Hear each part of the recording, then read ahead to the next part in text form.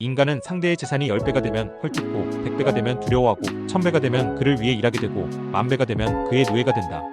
사마천의 사기 화시결전에 나오는 말입니다.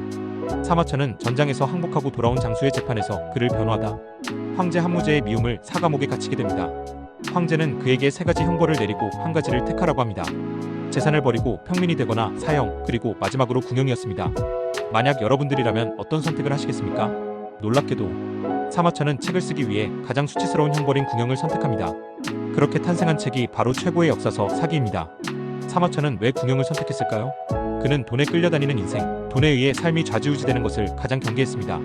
대부분의 사람들은 돈에 끌려다니는 삶, 아니 끌려다닌 것을 의식조차 하지 못한 채 살아갑니다. 돈에 끌려다니는 인생은 불행할 수밖에 없습니다.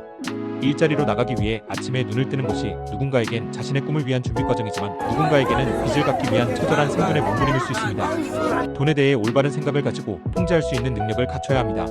빌 게이츠는 가난하게 태어난 것은 당신 잘못이 아니지만 가난하게 죽는 것은 당신 책임이다 라는 말을 했습니다. 이유는 3가지입니다. 부자가 되는 방법을 몰랐거나 설사 알았어도 실천하지 않았기 때문입니다. 부자가 되는 방법은 극소수 사람들에게만 비밀리에 전수되어 내려온 적이 없습니다. 단 한 번도 비밀이었던 적은 없었습니다. 체중 감량 방법은 다 알지만 누구나 시도하고 성공하지는 않습니다. 부자가 되는 방법도 마찬가지입니다. 버는 돈보다 적게 쓰고 저축과 투자를 해야 한다는 사실은 다 잘 알지만 누구나 시도하고 성공하지는 않습니다. 또 한 가지는 한 번도 부자가 되겠다고 결심하지 않았기 때문입니다. 결심해야 결단을 내리고 실행하게 됩니다. 계기가 있으면 결심하기가 쉽습니다. 사마천이 인고의 세월을 견디며 최고의 역사서로 불리는 사기를 쓸 수 있었던 것은 그에게 궁형을 선택하게 만든 한무제가 중요한 계기였습니다. 매일 꿈만 꾼다고 소원이 이루어지지 않습니다. 올림픽에 나가 금메달을 목에 걸겠다고 결심하지 않는 사람은 동메달도 걸 수 없습니다. 부자가 되겠다고 결심해야만 소비와 저축에 대한 원칙과 룰을 만들어 실행할 수 있고 돈 안 되는 시기를 버틸 수 있습니다. 에머스는 과감히 결단을 내려라, 나머지는 우주가 알아서 할 테니 라고 했죠.